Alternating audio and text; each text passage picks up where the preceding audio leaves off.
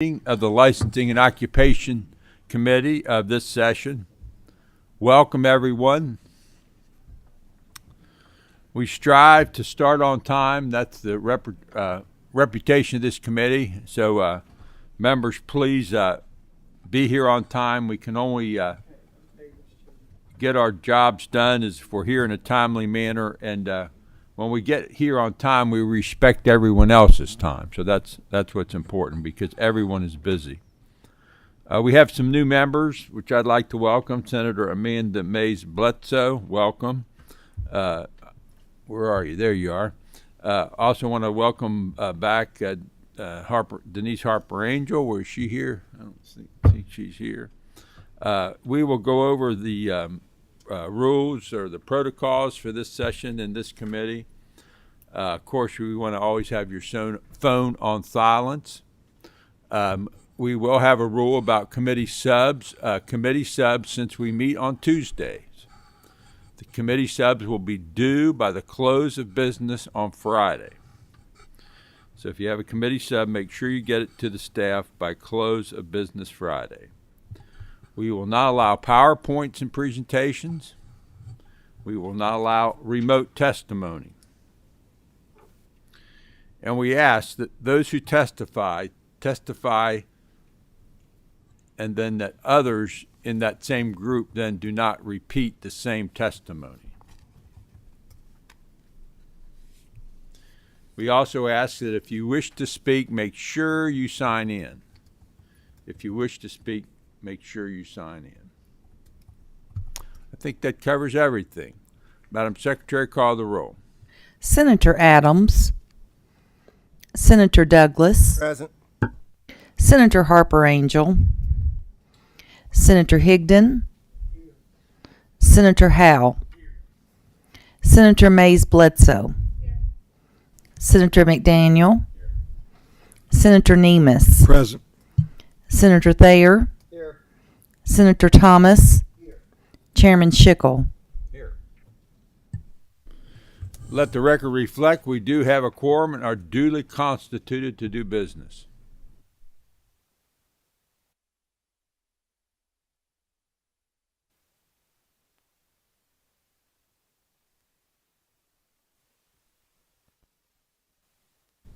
The first item on the agenda is an act relating to small farm wineries. This bill was heard during the interim, as all our bills that we hear in this committee are. I want to welcome Senator Mike Wilson with his guests. This is something he and I have been talking about for a long time, and so I'm really happy to see you here and moving forward with that. Introduce yourselves for the record and proceed with your testimony. Thank you, Mr. Chairman, members of the committee. This is a bill that I've been working on for a little while here. Actually, kind of got introduced to small farm wineries in a very different way. I was a judge in a barbecue cook-off, I guess it's called. And so it was at this small farm winery that was in my district, which I had never heard of before. And so I went, I had participated, and they had all kinds of people there at the small farm winery, and these folks were cooking, and they kept bringing us barbecue until I had barbecue coming out my ears. So I had to be careful not to eat too much, but it was wonderful. It was supporting an organization called Returning After War.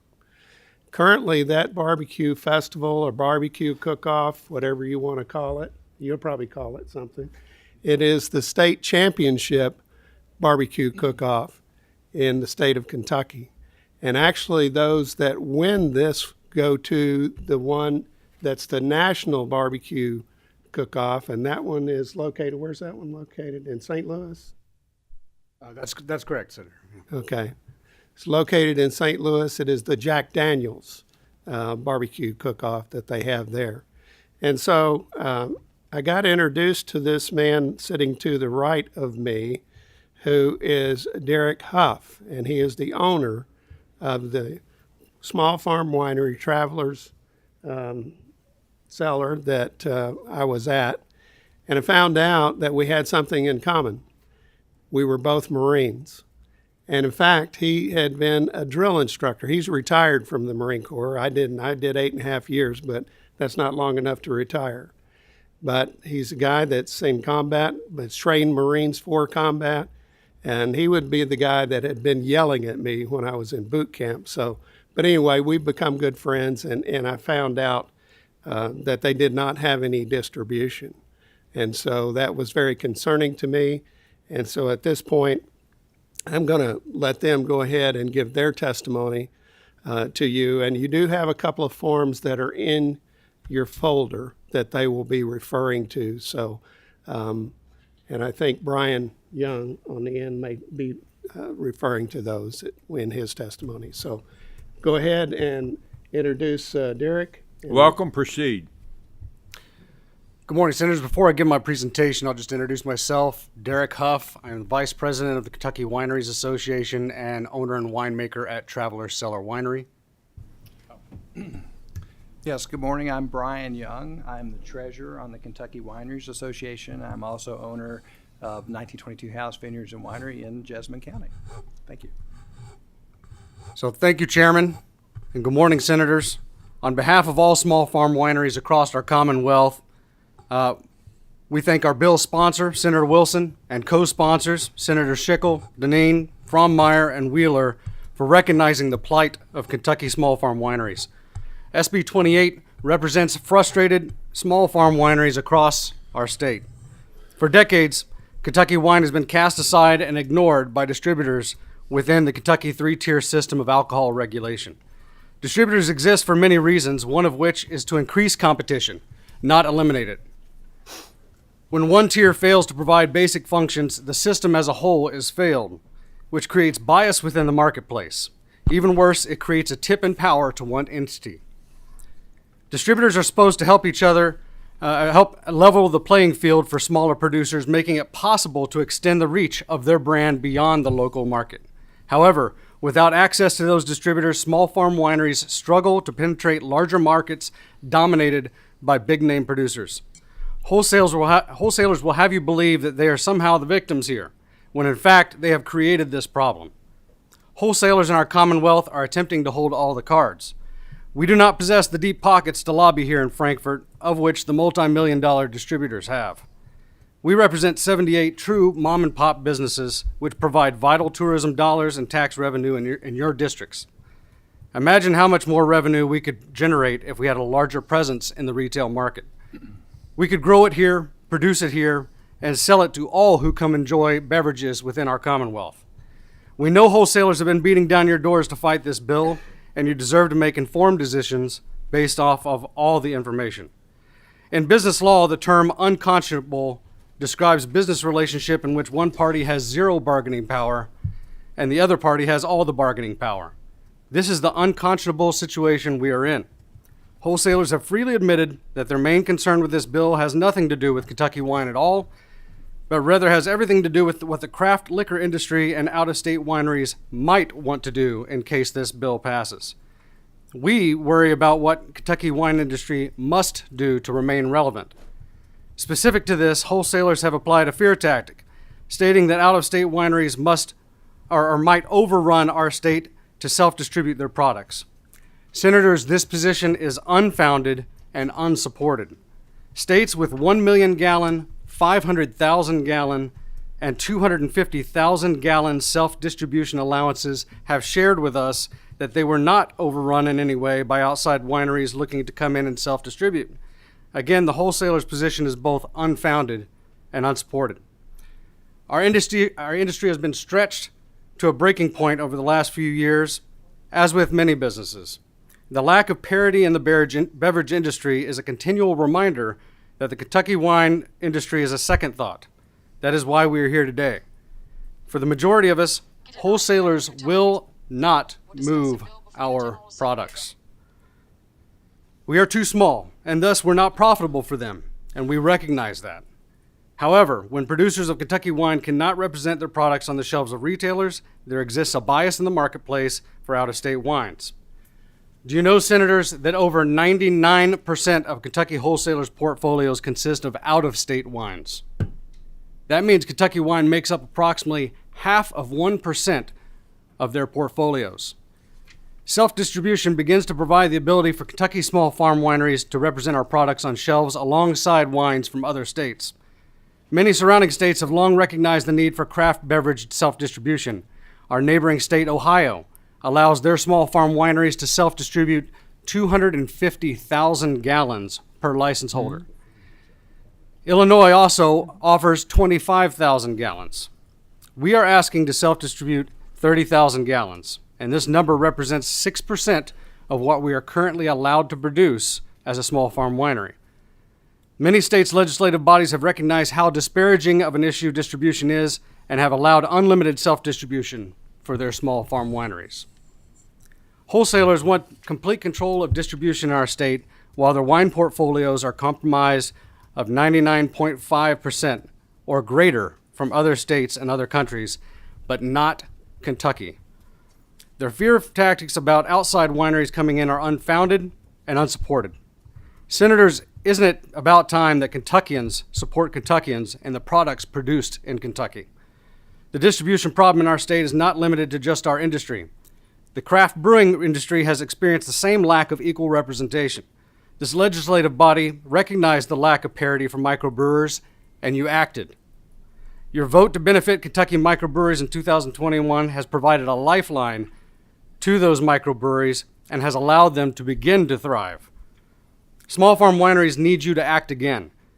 Kentucky small farm wineries will never thrive in our Commonwealth until our products are represented in the marketplace.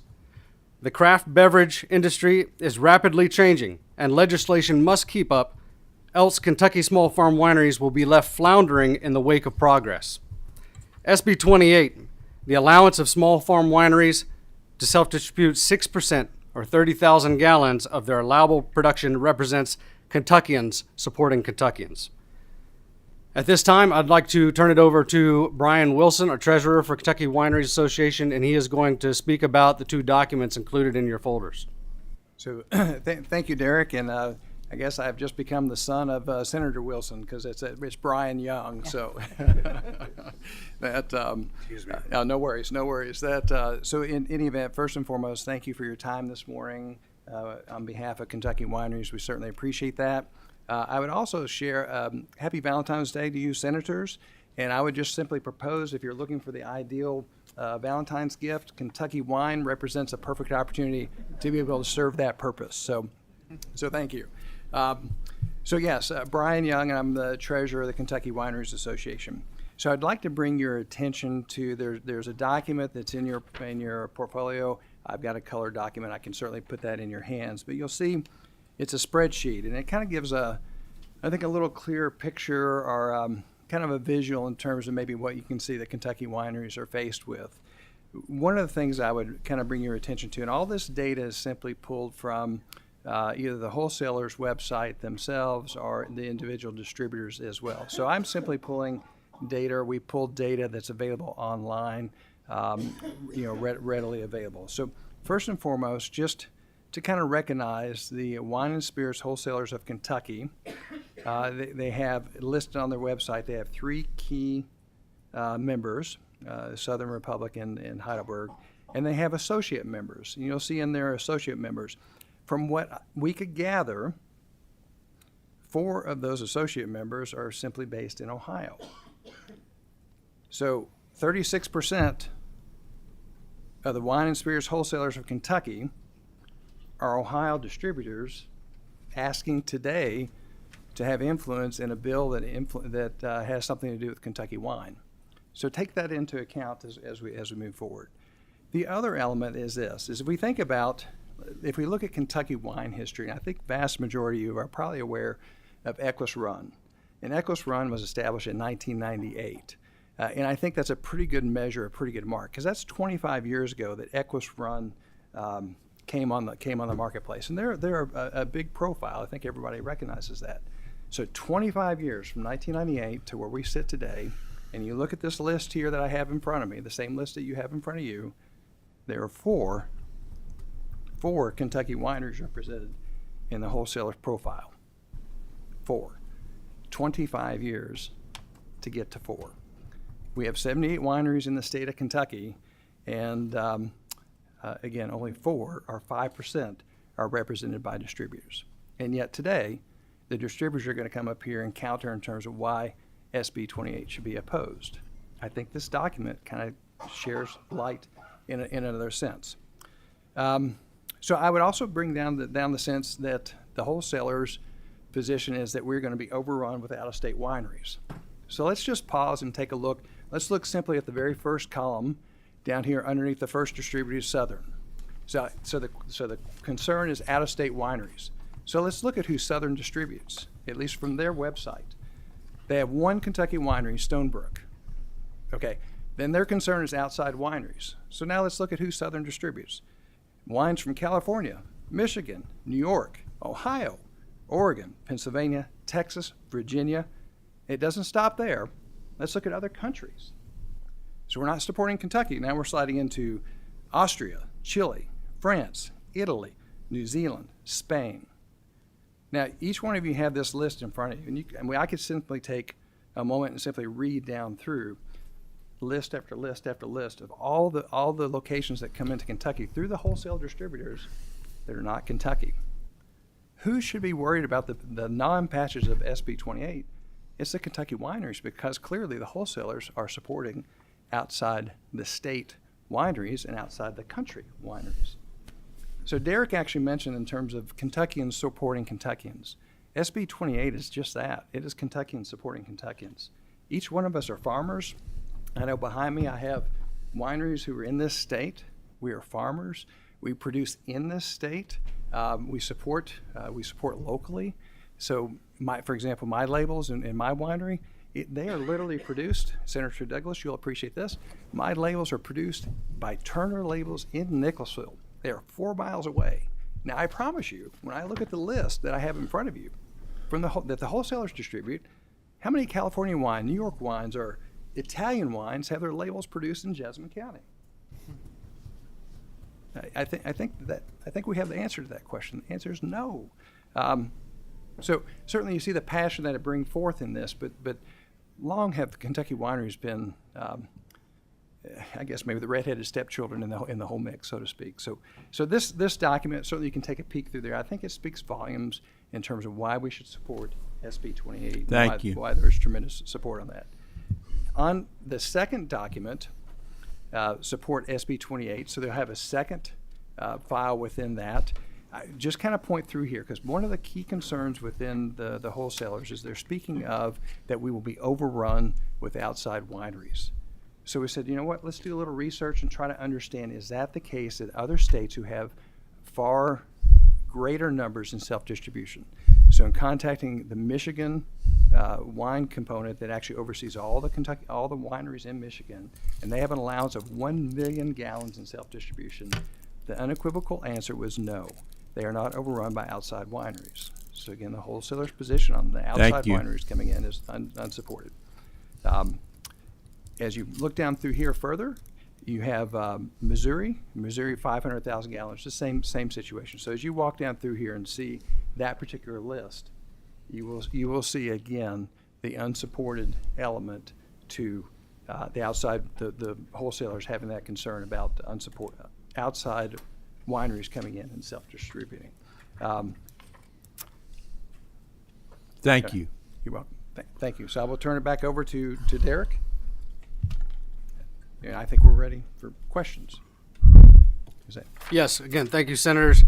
And we implore you to vote yes on Senate Bill 28 today. At this time, if you have any questions, we'd be glad to field them. Thank you for your presentation. I'm sure members do have questions. I have one. Does this bill restrict the small farm winery from distributing only wine that they produce? Senator, no. As current KRS states, small farm winery license holder is allowed to, by right, purchase wines from other small farm wineries and sell at their location.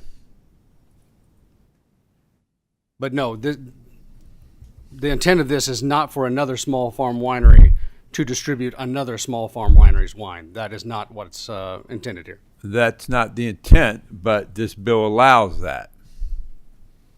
Is that how you're answering? No, Senator, that's not what that's not how we read this bill. So you're telling me that this bill does not allow a small farm winery to sell another farm's wine, distribute another farm's wine. You are correct in what you're saying. So we do not desire to have that. What we're looking for is the ability for a small farm winery license holder to self-distribute their wines and their wines only. Very well. Anyone else? Senator Howe. Thank you, Mr. Chairman. I've got a couple of questions. One, I guess I can address to Mr. Huff. There's probably nobody up here that's going to at least admit to thinking about consuming wine in terms of gallons. How many cases or bottles, however you want to break it down, is 30,000 gallons? Can you give us kind of a point of reference on this? This gallons means nothing to me on that. Sure. So as a point of reference, thank you, Senator. 1 gallon is approximately 5 bottles. So if you're looking at 30,000 gallons, it's approximately 150,000 bottles. Break that down to cases. There's 12 bottles in a case. Trust me, I am no math whiz. 2,500 cases. I've got an 8th grader paging for me today. He can do the math for us. We're good. Appreciate you coming today. I haven't, Mr. Chairman, can I have a You may. Okay. There was a lot of talk for both of you gentlemen about the wholesalers shutting out the small wineries, and that they weren't supporting that. And I believe, Mr. Huff, you mentioned something about the size in this, and how small is too small for the wholesalers to be interested, and how large do you have to be for it to make sense for wholesalers to be involved? I'm asking this question in the context of the 30,000 gallons and where that number fits in. There's always a continuum on supply-demand curves of when it makes economic sense to do something, and there's got to be a sweet spot in there somewhere where it makes sense for both sides, and I was just wanting to get your feedback on that. Yes, Senator. So that is an excellent question. It's somewhat of an enigma as to what number is attractive for distributors. What I will say is that we don't want to distribute our own products. We have to. We don't want to be distributors. What we would like to do is build portfolios that are large enough, that are attractive enough to where a distributor will contact us and say, hey, I'd like to move your product. That doesn't happen. It doesn't happen in the state no matter what size you are. And Senator Howell, I would also just chime in there is that, Kentucky wineries representing 78 wineries across the state, each business model is different. So it's not so the allowance of like the brewers at 5%, but they're 77,500 gallons, the wineries at 6% at the 30,000 gallons. It allows for wineries across the state really to kind of fit within that profile where they see their business model, because we're certainly we all operate in a different business model. Mr. Chairman, may I have one quick follow-up? You may. This will be the last. Yes, sir. So Mr. Huff, you had stated that it doesn't happen. Are there no small farm wineries that have a wholesaler distribution in the state? Is that what I'm hearing? So specific. And I may have missed. It may be on this grid, and I just. Yeah. So Senator Howell, on the grid there, in just the wine spirits wholesalers of Kentucky, there's Stonebrook Wine. Right, I see that. Yeah. So but I understood from him that it didn't happen, and I was just kind of confused off that thing. Thank you. Thank you, Mr. Chairman.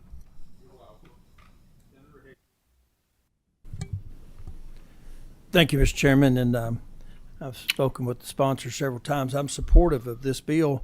I have several farm wineries, small farm wineries in my district.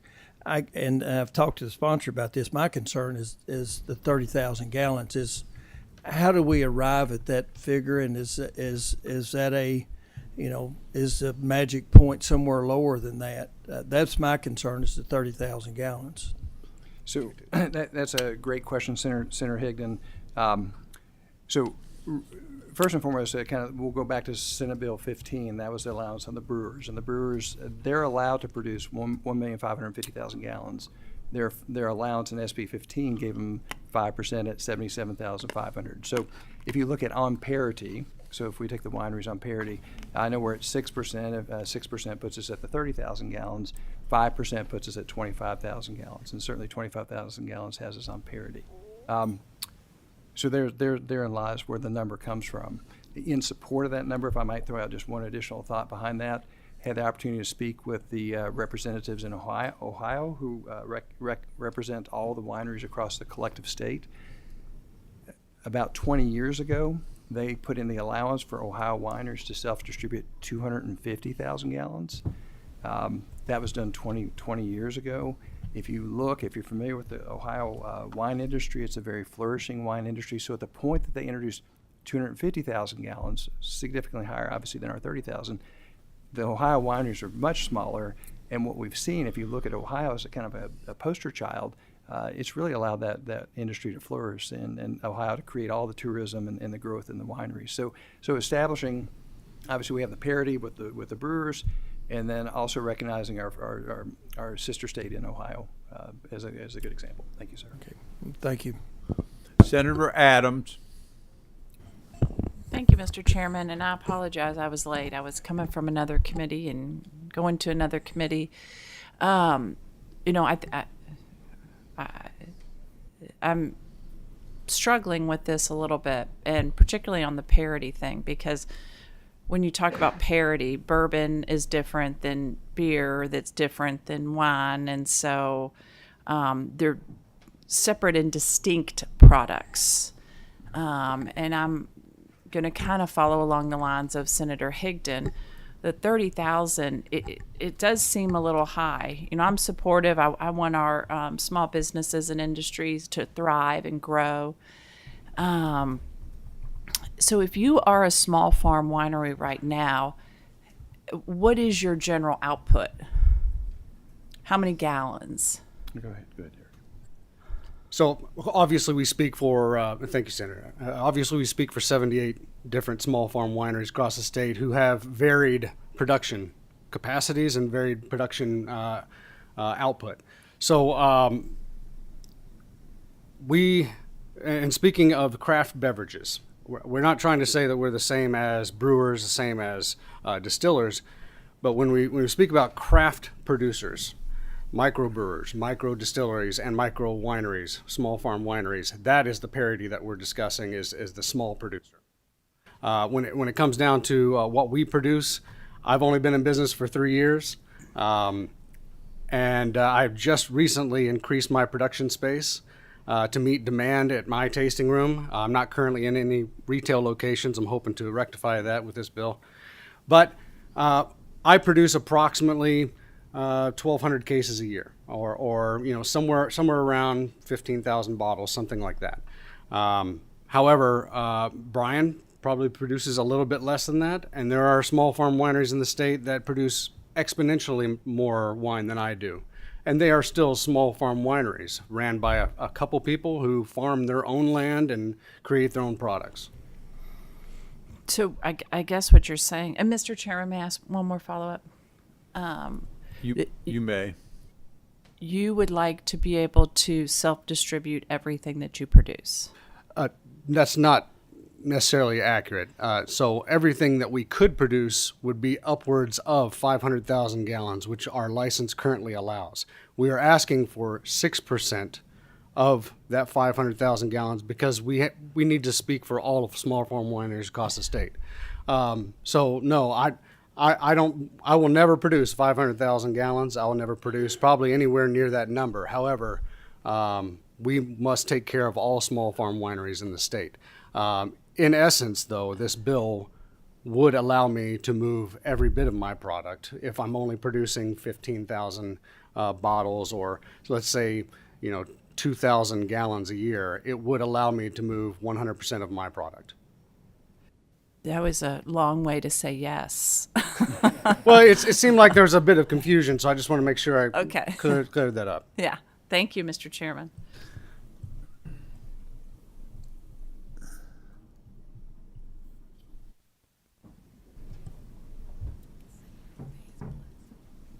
Senator Mays Bledsoe. Thank you, Mr. Chairman, and thank you for your presentation. I have several small wineries in the district who I've talked to and reached out to them, and have had this conversation, and I understand the need and desire to have more distribution options for sure. So I have two questions, if I'm allowed to ask two.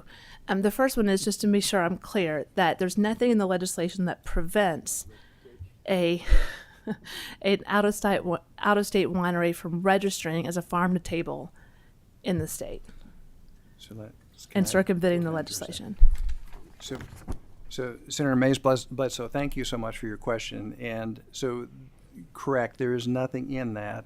But can I give you kind of some data behind why they would not do that? So two elements. One is if you look at the surrounding states, and there are significant levels at 250,000, 500,000, 1 million gallons in self-distribution, they've not had that issue. So if they haven't had the issue at 250,000 and above, Kentucky at 30,000 gallons certainly wouldn't cross that line. If they did, so if we just simply look at the baseline numbers, 30,000 gallons, what that would represent in a let's say somebody did come in to do that, they would come in, that would represent about $750,000 in potential revenue, absence of all the expenses tied into that. So now we have several employees, a couple $100,000 wrapped into that. We have a spot. We have all the other expenses tied into it. Then we have the taxes that come as a result of the profit margin. When you really look down underneath all those numbers, there's probably about $150,000 to $200,000 left remaining. It's a pretty low ticket for somebody to go to that expense and effort to come into Kentucky when you would want to go simply, I think, into the other states. So the numbers, when you really look at the numbers simply don't mesh in that. And then there are certainly other opportunities outside our state. Okay, thank you. And Senator, also I might add, there was a case, I think it was New York or New Jersey, one of those states, and I'm not a lawyer, but actually where they tried to prohibit these small farm wineries from being able to distribute in their state. And the district court, the U.S. court, actually decided they could not prohibit them. So we would be faced with lawsuit trying to prohibit them from being able to come into our state. okay, thank you. And then one last question. They took two of my questions. Okay. I'm freshman Grace. Thank you. So one of the models that I thought was interesting with the Tennessee model of having a certain distance you could sell within 100 miles, that was their way of kind of, I think, protecting some of that. And I was just curious if we looked into that kind of legislation at all or consideration. Yes, thank you, Senator. I have seen that model. It's my belief that in the state of Kentucky, if a business in Kentucky would like to sell their products on the other side of Kentucky, I don't think we should be limited in doing so. And I would additionally just add on to Derek. I think the reason we're sitting here today is because of the limitations that have been placed on the Kentucky wine element. So ideally, Thank you. Thank you, Mr. Chairman. You're welcome. Okay, let's get the other group up here and see what they have to say. If you men could take a step back, and the people that don't support this come up, and we've gone about 30 minutes, and I assure the committee will be out of here before an hour. I do. I got Grandma's oven timer, and I'm gonna click you in as soon as you're already clicked in. You just don't know it yet. The welcome.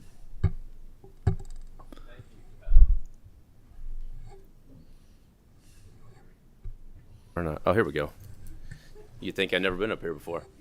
Thank you. I'm Charles George, Executive Director for the Wine and Spirits Wholesalers of Kentucky, and I'll go ahead and let my guest introduce himself. I'm Joshua Mulberry with Heidelberg Distributing. Thank you, Chairman Schickel, members of the committee. I want to thank all of you here in the last week and a half, 2 weeks. I think we've been in talking and communicating with you all frequently, so appreciate your time during, I know, a very busy session that we're already having. First of all, I want to make the point that I am proud to represent the Wine and Spirits Wholesalers of Kentucky. These are good Kentuckians. These are upstanding businesses. They contribute a lot to our economy, okay? We have, yes, we are multi-state companies that operate in Kentucky, but the folks who run these businesses in Kentucky are multi-generational Kentuckians. In general, the wine and spirits and the beer distribution business, it's very much a family affair. We pay our employees on an average of $70,000 a year. We take care of our own. So these are good Kentuckians in your communities. I have no shame in representing our industry, none. They are good people. They've been good to me, and they do good work around the Commonwealth. I will just, I want to address a couple of the concerns that the gentleman, and also want to say too, I have a lot of respect for the gentleman behind me, Mr. Huff and Mr. Young, particularly Mr. Huff with his service to our country. A ton of respect for what he's done in sacrificing for our country. And I have a lot of respect for what they've done in building their wineries. It's awesome. It's awesome to see. We support Kentucky wineries. We do. Let me first address about the lack of distribution. Kentucky wineries are distributed. You can go to Red Dot right now. You'll find 10 Kentucky wineries on the shelf, okay? If you look at the numbers at the distribution, the line generally is around 4,000 gallons. If you're a winery producing more than 4,000 gallons in Kentucky, you're being distributed. It may not be one of my members, but you're being distributed. There are 22 licensed small farm winery wholesalers in Kentucky. They're not my members, okay? They were designed, that license was created to help exactly what their concerns are. So it's not as if distribution is not happening, it is. There are, if you look at gallonage, wineries that produce less than 4,000 gallons, which are the two gentlemen behind me, they produce less than 4,000 gallons. You'll see a patchwork. Some are distributed, some are not. Some don't even want distribution, right? They're doing the barbecue festivals, the weddings at their wineries. They're not really concerned with distribution necessarily. So this notion that, you know, these products are not out in the marketplace is simply false. They are. They're out there. Go to Red Dot right now because they're there. And then if you look at our portfolios, well, of course, 99% of our portfolios are going to be wine from California, Washington State, Oregon, over obviously Europe. That's who produces the vast majority of wine in this world. If you go to Mississippi and want a bottle of whiskey, what percentage, or bottle of bourbon, what percentage of that bourbon is going to be Kentucky bourbon? A great majority is going to be Kentucky bourbon, right? We produce 95% of the bourbon in the world. So you can slice and dice all these numbers all you want. The reality is that if you're a winery of any size in Kentucky, you're getting distribution right now. If you're a small farm, true small farm winery, like the gentleman behind me, what they operate, they have difficulty getting mainly into some local restaurants, all right, some local package stores. We support their ability to do that. Let me make that clear. We support them in getting into the local stores. We could have said at the outset of this discussion, we could have said no. We oppose this bill. We're not saying oppose the bill. We're saying let's fix the bill. Now, I got a letter March of 2022, almost 11 months ago, from the Kentucky Wineries Association, these gentlemen behind me. It stated that they were going to pursue 5% of allowable production. So they were going to pursue 25,000 gallons self-distribution. What does the bill say? 30,000 gallons. Why have they gone up 5,000 gallons? That's a lot of wine. It's not parity with beer. So, and they have fluctuated. They had a member in June of last year in the interim committee meeting in Northern Kentucky. She testified that she would like to self-distribute 1 case per month. That's what would satisfy her demand, 1 case per month, okay? They've gone up and down 30, 10,000, 30, 25,000. So we kind of get it. okay. So what we want to set out to do, we want to help the precise problem, the issue that Mr. Huff and Mr. Young are trying to address. And that is what we have presented, as Senator Mays Bledsoe mentioned, the Tennessee model. That would allow 7,000 gallons, 7,000. That's more than double or even triple what most wineries in Kentucky are producing. 7,000 gallons That's almost 3,000 cases, over 35,000 bottles of wine that they would be able to self-distribute under our compromise proposal. We've gone up each time that we've met with them. We're trying to work in good faith, and we will continue to do so. Just to give you some perspective on the 30,000 gallons as well, that would fill up 12 semi-trucks. So probably this room in 129 would probably be full of wine. I don't think that is what's necessary to achieve the goals of Mr. Huff and Mr. Young and the vast majority of Kentucky wineries. Yes, there is one winery in the state that produces over 30,000 gallons. One, okay?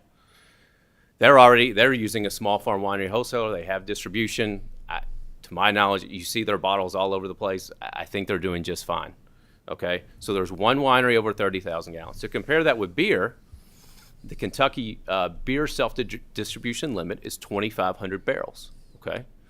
There's 7 microbreweries in Kentucky that produce more than 2,500 barrels. When you're talking volume, there's really not an apples-to-apples comparison between wine and beer. There's a lot more beer sold in Kentucky. It represents about 50% of all alcohol sold in the state, okay? Wine represents about 15%. So beer volume is going to be much, much, much greater than wine. Let me address a little bit. Charlie, Yes, sir. Is your partner there going to have any testimony? I think I want to address the out-of-state issue, but Because you're fastly running out of time here. Okay, well, if they got 30 minutes, sir, but okay. I respect you. The out-of-state issue. We are unique in Kentucky with this issue. So when they mention Ohio, Michigan, and Michigan, they don't allow an out-of-state winery to get their state's small farm winery license. We're unique in the country in that we allow an out-of-state winery to get a Kentucky small farm winery license. And this has become an issue just recently. As Mr. Huff said, they are able to sell, small farm wineries are able to sell the product of other small farm wineries. So, of course, the intention behind that when it was passed was let's create some tourism around wine. If Mr. Huff wants to sell Mr. Young's products, let's do that. Let's promote the Kentucky wine industry. Here's what it's turned into. A small farm winery in western Kentucky that's tiny, probably producing 1,000 gallons or less, ordered 1,200 cases of wine, finished bottled wine from a winery in Washington State. Okay, not juice that they then fermented, finished bottles of wine, and the only thing that Washington winery had to do to make it legal was to get a $110 small farm winery license in Kentucky. That's all. So you're talking about 1,200 cases of wine crossing our borders, and so that's why this license and out-of-state wineries being able to obtain it is becoming a real problem. What is the intent behind that winery? Is it in Western Kentucky? Is it to really grow and produce their own wine and grow their own grapes? Of course not. They're ordering 1,200 cases across the country. So we want to close that loophole. This needs to be about Kentucky wine. We want to help Mr. Young and Mr. Huff grow their business. We do. And the vast majority of wineries that fall in that range, because the larger wineries in Kentucky have distribution. When we talk about Kentucky wine perhaps being the stepchild of, I guess, the alcohol industry, Kentucky wineries have enjoyed privileges that distilleries and brewers didn't have up until the last year or two. They've been able to sell at fairs, festivals, events. That just happened for distilleries last year. Been able to sell directly at their winery. That just happened for distilleries a couple years ago. Been able to ship directly. That was a result of some litigation that had occurred. Kentucky wineries were actually shipping before the direct-to-consumer law went into place. They can set up their own retail stores. That occurred before Kentucky Distillery. So they've had a lot of privileges. In addition to that, they've been subsidized, right? There've been tobacco settlement money go through their industry. There's been tax breaks. So they've been given a lot of advantages. The reality is there's a market, right? What does the consumer desire? We want Kentucky wine to thrive. So far, consumers have spoken with wine from Italy, California, Washington. That's where consumers' choices have gone. we would love for them to grow their wineries. And we believe the Tennessee model would do exactly what they need to do. I'll let Joshua speak. Thank you. Just real quick, I want to address, so Heidelberg, we represent 3 Kentucky wineries. We have for many years. I've been in this business for 15 years, and we've worked with Kentucky wineries that entire time. The last Kentucky winery that reached out to me was about 2 years ago. And we had a dialogue, went and visited them, thought they had a good plan. We represent them, and we sell them to stores across the state of Kentucky at this time. So to say that this is broken or not working or there is no access to market, that would not be accurate. Again, these are normal conversations that happen, but I've never once heard from either of these 2 gentlemen's wineries in the past. So to say there's no access to market is not entirely true. So we're trying to address a problem that I don't really think exists. So. Well, and let me also add too, we don't have, I've talked to my members, we don't have retailers banging on our door saying, please get us this Kentucky wine. We really want it. And we don't even have small farm wineries in general contacting our members, banging on the door saying, please distribute for us. When you're distributing that, trying to sell that little volume of wine, I think their biggest, it's not a logistics concern. We can pick up the wine and get it to the retailer. We have trucks driving all over the state right now. The issue is the margin, right? There's obviously a cost to what we do, and so they would not get the full margin of the product. But under our proposal, they would be able, Mr. Huff, Mr. Young, could double, triple their production and get that product to the local restaurant. Okay. Here's what we're going to do. I think we plowed this field pretty good, and we've plowed it a few times before during the interim. I have some concerns about the gallonage, which I spoke to the bill sponsor about, but we have decided to leave it as is. That doesn't mean it can't be changed down the road. But I do feel that we really do need to help these small farm wineries. They are the one group that really hasn't been able to come into its own since I've been chairing this committee, and it would just be wonderful if we could give them the help that they need. And I think this will give them some of the help they need. Senator Thayer. Thank you, Mr. Chairman. It feels like Groundhog Day. Here we are, February, Licensing and Occupations Committee, and we got another fight between the participants in Kentucky's lauded 3-tier system. I think I'm the longest serving member on this committee. Perhaps Senator Harper Angel and I have been on here the longest. And feel like we're always brokering a fight among friends. What's next? Cosmetologists and hairdressers? Line them up. Bring them in. We'll broker that fight. So here's where I'm coming from. I'm for the bill. I've been fighting for small farm wineries for a long, long time. And my mantra here is removing artificial barriers to free enterprise. But I'm weary of having to settle fights among friends. I wish you could just work out your differences. When you come before this committee and spend an hour of our lives that we're never going to get back, you guys come up, you attack the distributors, you come up, you got to play defense, kind of attack the wineries. I'm tired of it. I know how hard it is to build a brand. It's very hard. And you've got to have access to market. And I understand you think this is one way where you can help build your brand through some limited self-distribution. So I'm for you. I don't know if 30,000 gallons is the number or not. I don't know if 7,000 gallons is the number or not.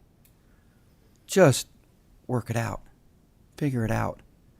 And don't waste another hour of our lives up here. I make a motion that Senate Bill 28 be reported favorably. Motion same shall pass. That's in order. Let the record reflect. Do we have a second? Second.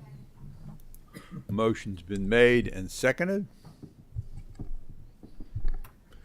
Is there anyone who wanted to speak who has not had a chance to speak? For or against this bill?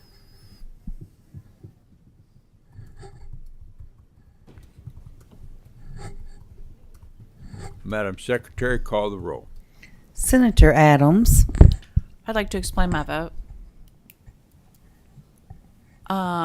Thank you. I'm going to vote yes in order to get this out of committee.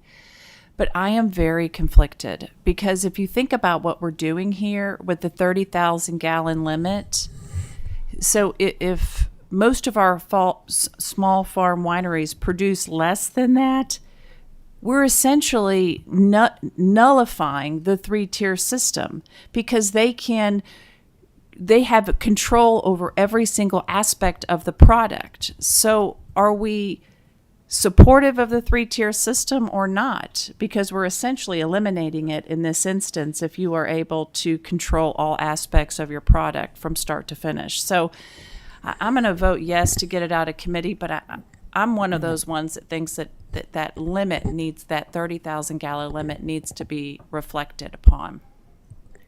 Senator Douglas. I vote aye, but I'd like to explain my vote, Mr. Chairman. You may. Mr. Chairman, again, I vote aye, but I do want to express some concern, and part of that is me. I'll need to read a little bit more and look up a little bit more about some of our out-of-state wineries being able to ship wines into the Commonwealth. Thank you, Mr. Chairman. You're welcome. Senator Harper Angel. Senator Higdon. Thank you. Explain my pass vote. I pass. You know, I want to be supportive of small farm wineries, but I'm just confused on what the correct limit would be, and I think it needs further discussion. So I pass. Senator Howell. Explain my vote, Mr. Chairman. I want to vote aye on this, but mirroring the other conversations at the 30,000 gallon limit, I'm almost assuredly a no vote on the floor, but I want to be able to advance this on for further discussion. Senator Mays Bledsoe. May I explain my vote? Yes, you may. Thank you. I'm going to support the bill for the same reasons to move it out of committee for further discussion, but I absolutely share the same concerns that I've expressed already and the same ones that Senator Adams has expressed about the numbers and the confliction between the tiers. I think those need to be addressed now, or at least in the interim before it moves to the floor, or I'd have a hard time supporting it moving forward. Thank you. Senator McDaniel. Cast my vote and explain, Mr. Chairman. Yes. Thank you, sir. I'm going to cast an aye vote, but I want to say a couple of things to both sides here. First and foremost is we're seeing this descend into what we frequently see, particularly on alcohol issues, which is there's a level of acrimony that's beginning to creep into the personal. And I would encourage both sides to keep this on the issue. To Mr. Huff, is somebody who spent many years as an infantry officer myself. I remember when I was at the platoon level, we always complained about the guys at battalion. When I was at the company level, the idiots at brigade. And when I was at battalion level, we complained about the morons running the division. But a lot of times there was a bigger picture and there were historical precedents for things. And I would encourage you, the 3-tier system emerged out of Prohibition, as we all know, for a variety of legal and regulatory and historical reasons.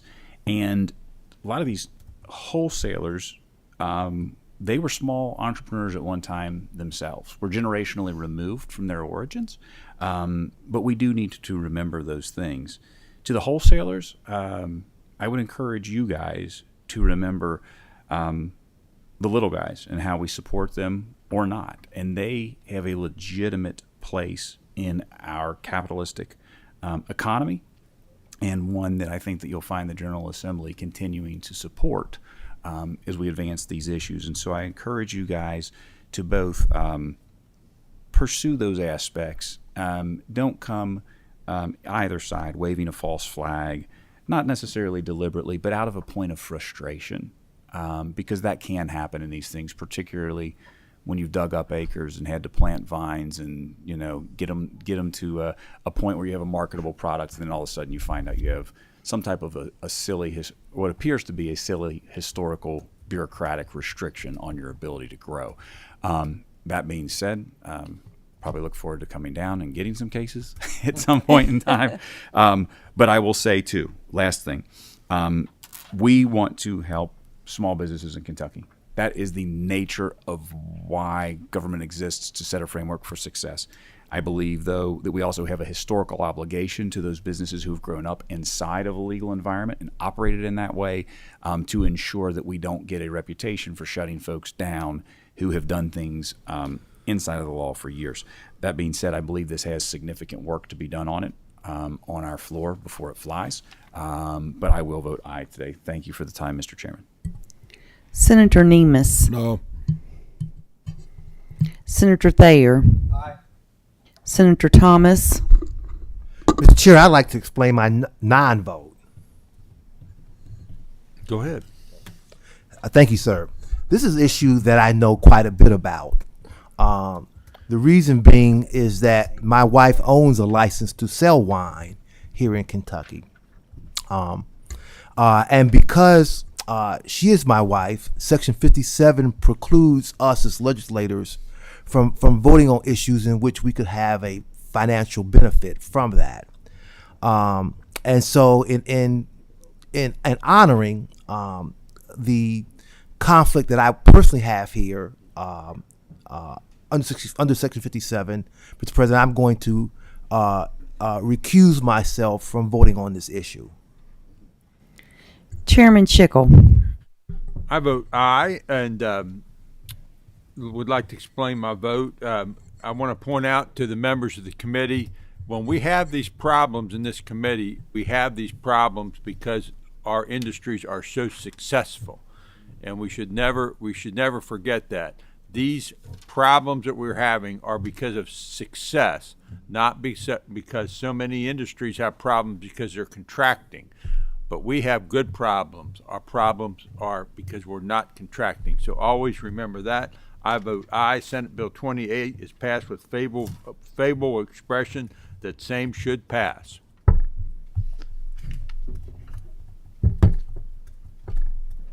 If there's no additional business for the committee, we stand adjourned.